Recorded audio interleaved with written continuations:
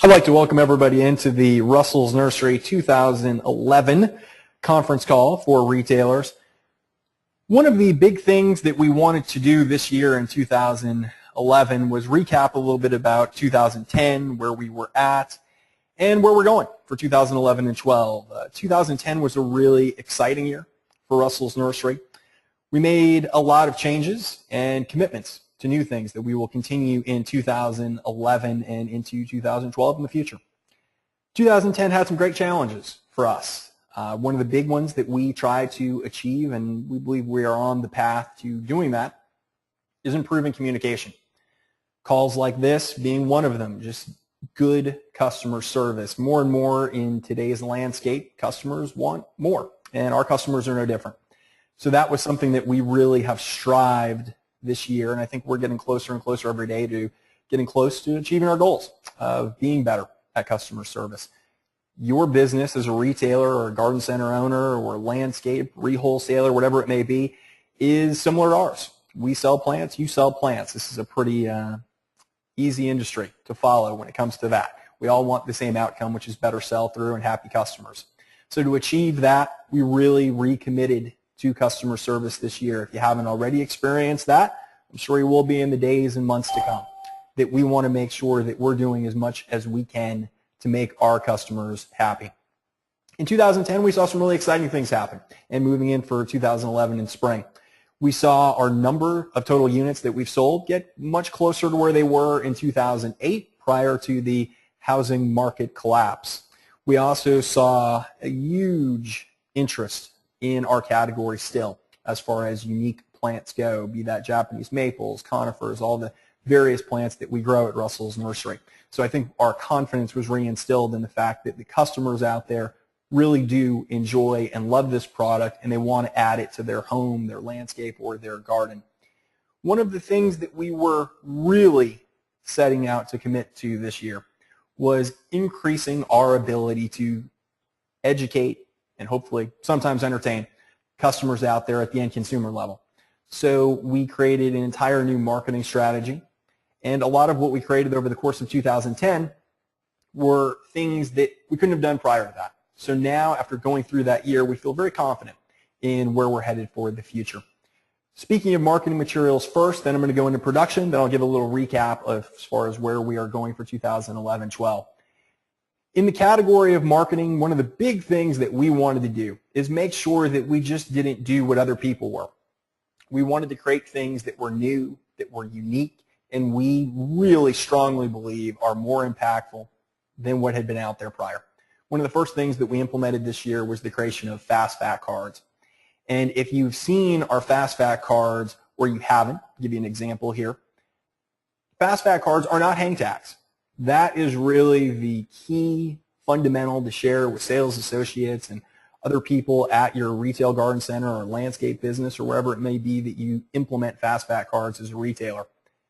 Fast fact cards have an additional ability. The standard hang tag is a pretty simple one. Customer looks at it, gets more information, and decides if that's a purchase they're going to make, yes or no.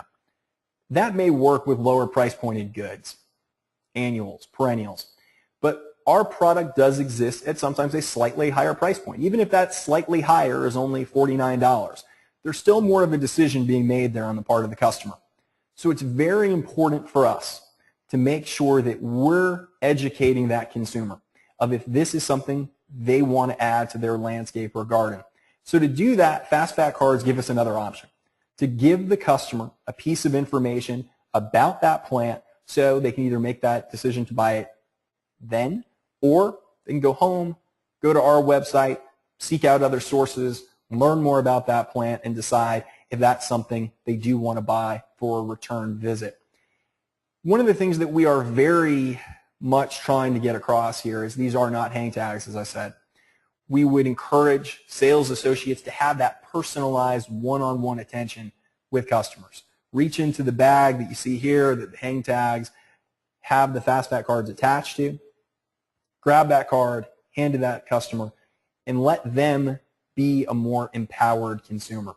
That is a real benefit to higher price point items, and we believe that's what fast fact cards do. On the production of fast fact cards, when we set out to do this, it was a concept. give customers something that gives them more decision-making power. As anyone that has ever worked with anything in the world of print knows, this can be a bit of a challenge. We had two major obstacles: how to have collateral that you could take away as a piece of marketing material, and also there's this whole outdoor weatherproof thing. So the bag that the cards are held in is good if it's resealed and will hold up a fair amount to the elements. If it's not resealed, water will get in there, and our first wave of fastback cards this year are not waterproof. So it is very important that sales associates and staff know, seal that bag up, and we should have fewer problems. I am very excited to announce that just recently we've been able to start to create fastback cards where they are weatherproof. So this will only be a problem if the bag is not sealed, water gets in there. In this first wave of fastback cards for 2011-12, all of our paper products at the point of purchase will be waterproof.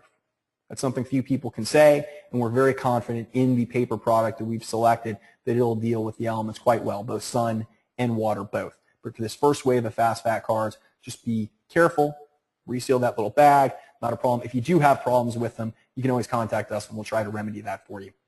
The other big part of marketing collateral this year that we did create were our Small Wonders program. For those of you that have not seen Small Wonders, there was a big obstacle here for us. This group of plants could be easily categorized as dwarf conifers.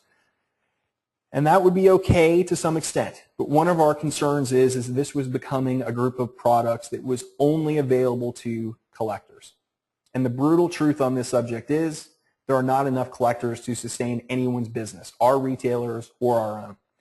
So we decided to do two things. Number one, lower price points. It had to be done. It's a difficult decision for us. We hope that you will try to achieve that same thing by lowering some of your margins on these products. Small Wonders had a pretty straightforward pricing strategy from us: $20, $25, and $29 a unit based upon the type of plant, the individual cultivar. And we also had another issue. Dwarf conifers, not only were they grouped as a collector plant, but they were also grouped as a plant that customers didn't understand the value of it. How is this small plant better and more expensive than this bigger one right next to it, whatever that bigger one might have been? So we went into it with those two issues. It was easy to solve the price point thing. We just had to lower cost. On the other issue, it was a let's inform the customer more. So we created, this is the back of our hang tag of Small Wonders that you're looking at. To it with tag is weatherproof.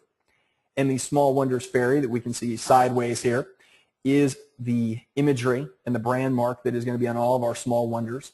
And at the very bottom of this tag, you will see the Small Wonder was born in 2003. So being in 2011, it lets that customer know this is an 8-year-old plant. So this isn't an annual that just went in the ground, popped up, and wow, magically we have something. This was a product that we wanted to make sure customers not only got more of an opportunity to add them to their garden or landscape, but also understood them better. And lowering price point allows them easier access to the product. Our estimated suggested retail pricing on these, we would suggest those $20 Small Wonders get priced out at $49.99. You can vary that margin if you choose to based upon your business model, but it's something we're encouraging, that we see better sell-through on these products. We're looking at AB's Normandiana Golden Spreader here, which is an awesome plant, part of Small Wonders. Historically, it was a product that would have never been close to being out there at any kind of price point below even $100. And we priced it so you could actually get it out there at a below $75 a unit, even with working with a 300% or 250% margin as a retailer. So that was really important for us that we did that. The born date also gives that customer that opportunity to learn something. This is an 8-year-old plant, although it only may be 12 inches across. So it gives them better education on what we go through to grow that plant, and also hopefully when they add it to their garden, it becomes something more special. It's a big thing for us. We want to make sure that we're communicating with customers that the plants that they add that come from Russell's Nursery are special. It's a special plant for a special space in your garden, and Small Wonders are a special plant for a small space in your garden, not just a plant for a miniature or dwarf conifer garden. They can go in any garden where you have a space for something that won't get too big, that you want to love and enjoy, and it doesn't have to be something boring. So that's Small Wonders and fastback cards in a nutshell for us for this year, two big pieces. The other thing that I would be remiss in not bringing up is our website, which is also brand new. We just recently sent out our newsletter introducing it to people. We had it out there for a while, sort of a soft launch of it. But now it is pretty much 100% operational. People will occasionally ask about websites. When will it be done? The correct answer is never. We'll always be adding. When you look at our website right now and you look at that slideshow that's on there, we can change that at will. Pretty much the entire front page, besides the top there, we have the ability to change any imagery, to be able to position plants that we want to be able to show customers, to be able to show you what we're doing as retailers, to share information. That's what this website is for. Beyond just the ability to showcase our product and showcase the content that we create, which I will also touch on, a big part of 2011 for us is the ability to get customers to place orders through our website. We are even still, as I speak today, evaluating what kind of improvements we need to make to our website for customers to be able to place orders. We are always looking for feedback. Even companies like Amazon.com, maybe the world's leading e-tailer, are always improving what they do. We want to be no different, clearly, not at the scale of Amazon.com when it comes to orders placed per day. We'd like to be at some point. One of the first things you will notice on our ability to place orders is you have to create a login. If you already have one, you can go and just simply click login. If you have not created one, then you have to come over, fill out a few forms, very easy, submit that, and away we go. The nice thing about the website that we've created is we think it does two things. Number one, it can give you easy access to what products we have available and also the price point they're available, but also to learn more. We want to make sure that we all do a better job of not limiting ourselves to the type of product that we bring in. So you'll see a lot of areas on our website where we're featuring something we call Spotlight, where we have Tross dwarf here, which is a really awesome dwarf birch that really almost has a Japanese maple-like quality to it that you may not be familiar with. So we want to make sure that we're doing a good job educating both the end consumer and our retailers, so you can introduce new things to your customers and you can find plants that maybe work for your region by providing good information about zonality, good descriptions of our plants and what they can do. We've also added hundreds of new photos. Again, that's an ongoing process for us, but you can see these plants in beautiful settings. The other piece of content that we hope that you'll check out when you visit the website are our videos. And when you go to russellsnursery.com, on the home page, you'll see there's a slide out here for video. Our newest video is the one that you'll see here, and that will continue. Last year we began this. We're going to continue and even put more effort into it this year.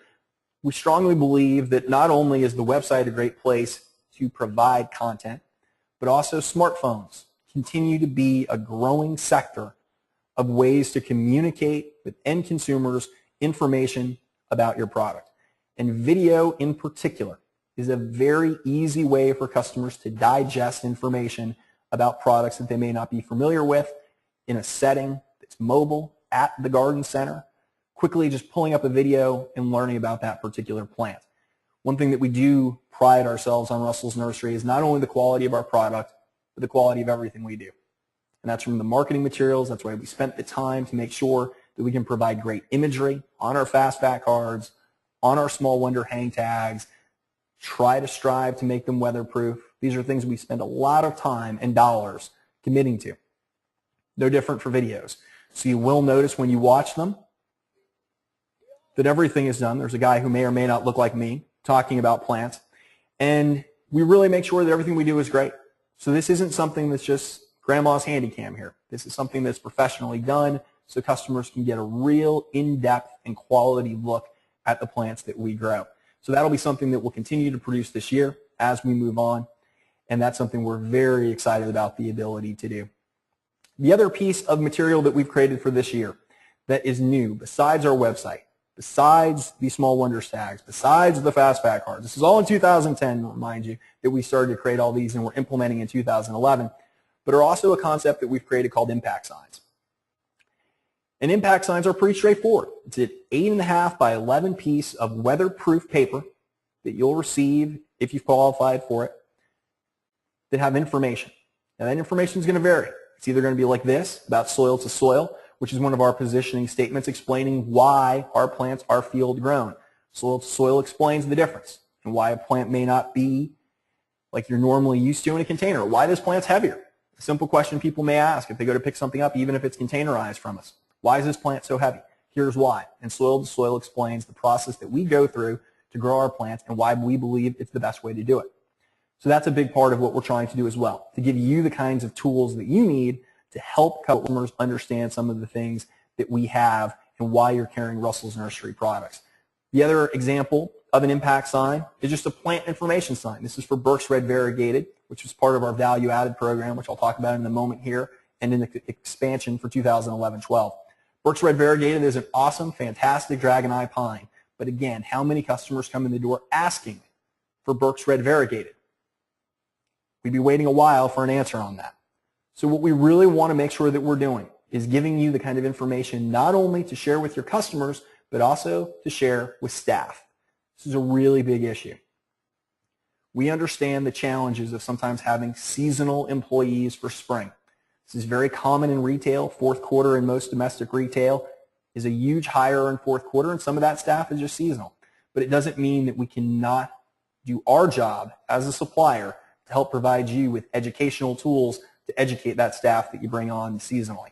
So things like this are valuable for them as well. So you bring in Burke's Red Variegated. This should give you more confidence not only with staff, but also with customers. Remember, this is weatherproof. Even if you just had a stack of these, at the very least, out at the point of purchase where these plants exist, so you could hold it up, show a customer.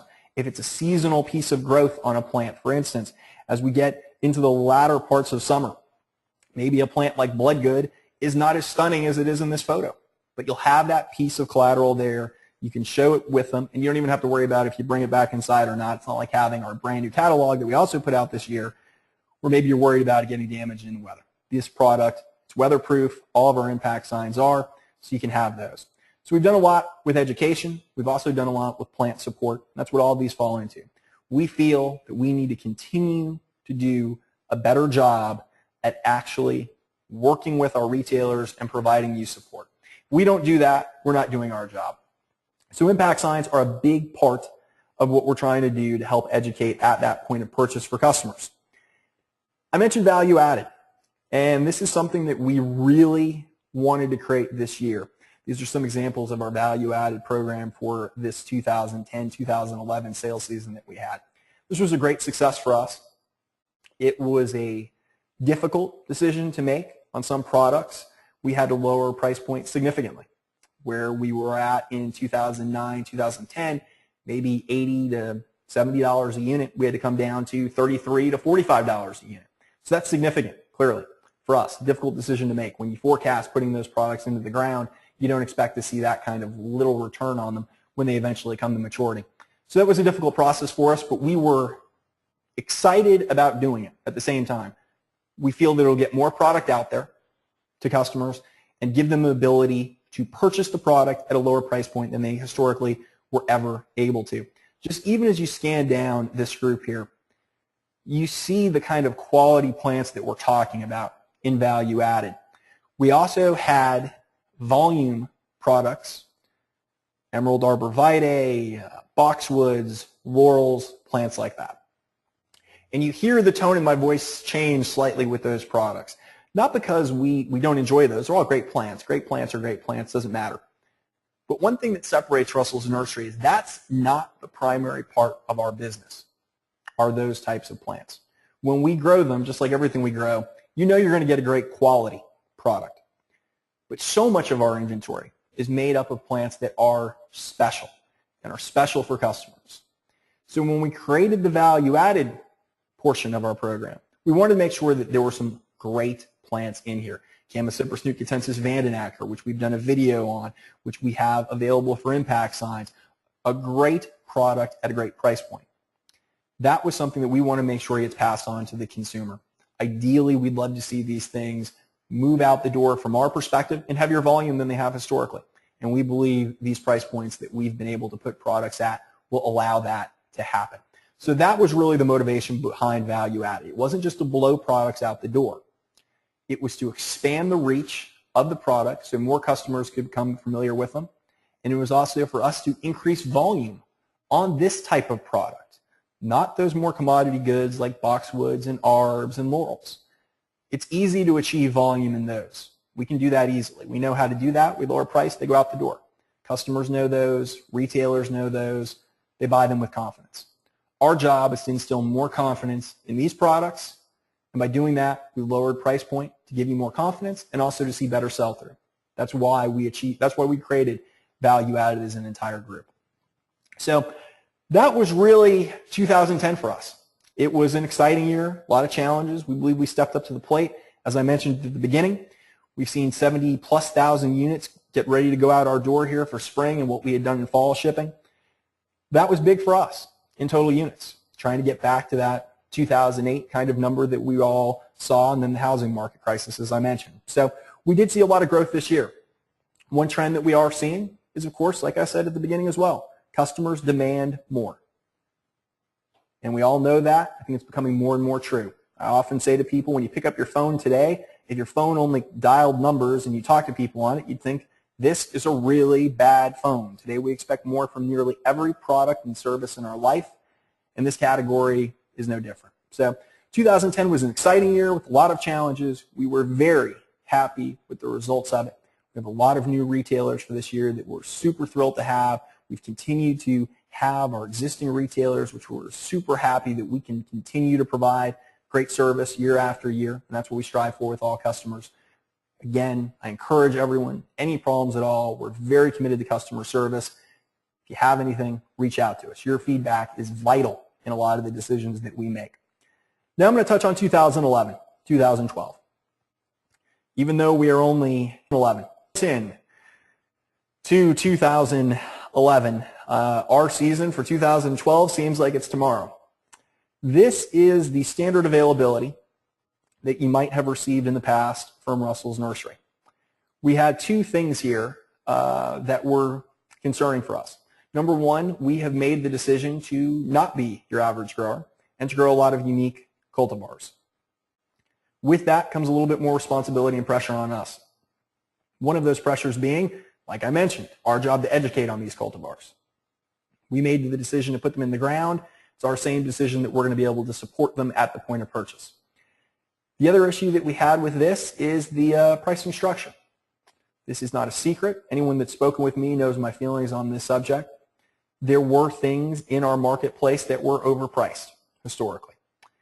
That was part of the growth of the category and the growth of a rather not well-suited economy that dropped out suddenly. So to correct and never make those mistakes again, we are going to be again addressing inventory and pricing for 2011-12. This is not to blow products out the door. As I mentioned, we've seen good growth in 2010. This is again to continue to move in a direction that we believe is the only direction to move. As a business, we have grown in the last decade, where we may have been only able to move through 40 to 50,000 units in the early and middle 2000s. Now, if we wanted to, we could move through well over 100,000 units in a given year. That is a drastic change to a business's economy. So to make those things happen, we've had to make some changes on our end to increase our volume. And that will be something that we are really looking at in-depthly in the weeks to come before our 2011-2012 availability goes out to customers. So this is how it was looked at before. You may have also seen this list, which was available later in the year that we worked on. And this was based upon some volume numbers. And that was something that we really wanted to make sure that we rewarded customers who can bring in more volume. Not to say that we handle any customer differently, but clearly from your perspective and ours, there's a gain there with heavier volume. So we wanted to make sure that we're allowing you to work at a price point that gives you that advantage of being rewarded for being a volume customer. That doesn't change our support. That doesn't change our customer service. They're the same for every single customer that comes in the door, from a $1,500 minimum order to a $50,000 larger volume order. Doesn't matter to us. But we want to make sure that when you bring in that amount of volume, that you have more pressure on you as a business owner or business management position person to move through product. There's more pressure when you bring in a few hundred units than when you bring in 40 or 50 units. So we need to make sure that you can see your sell-through percentages quicker and higher, but not change our approach to support or customer service. So that's what this sheet did. The other thing this sheet did was address something that I really want to touch on for 2011, because we're seeing some interesting trends on this subject, which was freight. Two things we added on this sheet were a container comparable, which you'll see in the far left column, where there's a 10G, 20G, etc., and also an estimated freight cost column. The container column was interesting for us because it's the first year we've gone through a larger operation of containerizing material. Now what that did is if a customer requested containerized material that has a really super high quality molded pot and also a fir bark media with a lime and a balanced fertilizer in there to help with aftercare, but it also does increase footage on freight. You cannot stack as many items when they're containerized as you can when they're field grown. It's just the way it is. There's no as many items. So what we did is gave you an estimated freight cost column, and we did lower prices to make that happen, to make it more equitable in the transition. We will continue to do that in 2011 and 12. The estimated retail cost column was another big factor for us.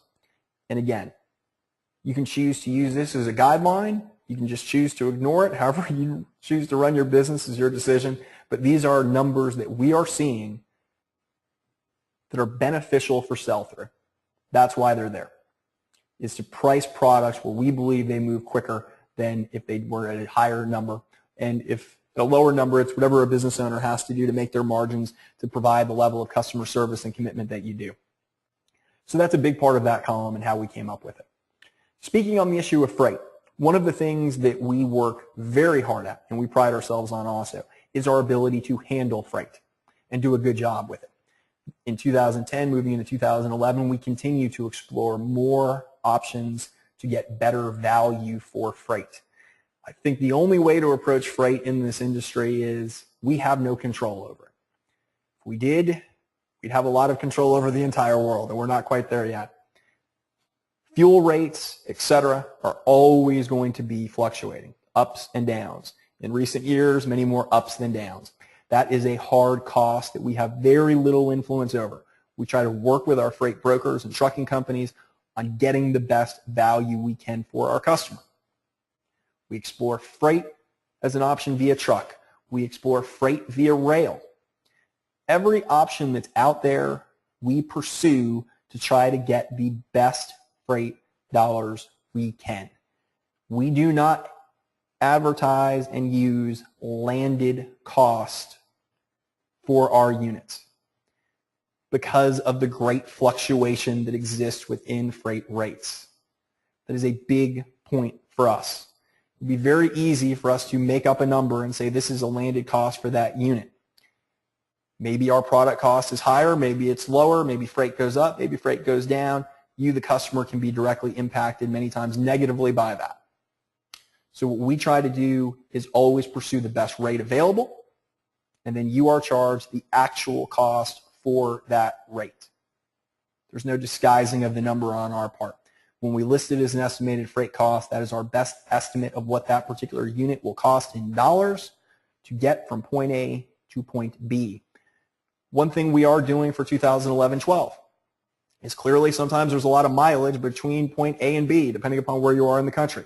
So we're going to have a better situated availability list for you to look at that pinpoints your region of the country and is designed specifically for your region of the country based upon freight. So that's something that we're really committed to doing as well, is making sure that we work with customers based upon regionality, which also greatly impacts freight rates, obviously. So 2011 and 12 will hold two big things for us. Number one, again, another go through of our inventory to make sure that we're pricing product where it sees sell-through and doesn't just simply sit there. And also the ability for us to see growth in volume in non-commodity good categories. We need to see more customers become familiar with great plants, Pinus densiflora aurea, a plant that we recently just highlighted, that we want to see customers know, and we want to price it so you can have confidence in bringing it in, and you can see sell-through on the product when you make that decision, because we need to see growth in volume in our non-commodity good categories, as I mentioned. Boxwoods, arbs, laurels, skips, things like this. We all know what kind of products those are. Big box competitors have them in abundance. We try to provide a better quality than what they have, and we try to provide them at a competitive price point, but true separation only exists with a different product mix. Many of our retailers have already embraced that, see the success of it. We hope that more and more will see that kind of direction. So that's a big part of 2011 and 12 for us, is allowing that to happen through better support and better price points. In closing, I'd just like to thank everyone for the time they've taken today and listening to what we have to say. I think it's an important step for Russell's Nursery and as an industry as a whole to see better coordination and communication between retailer and supplier, just like in any industry. We've made a commitment to it, not just with time, but financially. And we believe we're already starting to see the tip of the iceberg when it comes to success from that. We believe we will continue to see more of that in 2011-12. We are trying to create a structure at Russell's Nursery that will make us much better suited to avoid the kinds of issues that we saw after 2008 in the nursery industry. We believe we have the kind of product quality, selection, support, and service that clearly separate us from our competitors. We take pride in that. We want to make sure that we're doing our job. There's things that we are not doing. Our entire staff is open to any suggestions or criticisms that you may have of a product that we put out there or a service that you experience. If you don't get 100% satisfaction from what you receive from Russell's Nursery, we want to hear about it. And for us, it really has been a year of change in 2010. In 2011, moving into 2012, I think will be a year of a lot of implementation of a lot of the change that we experienced in 2010. So we're very excited for it. If anyone does have any questions, I'll open up the call here and see if we have those either via the web on gotomeeting.com or via the phone. If anybody has any questions, you can just let me know that right now.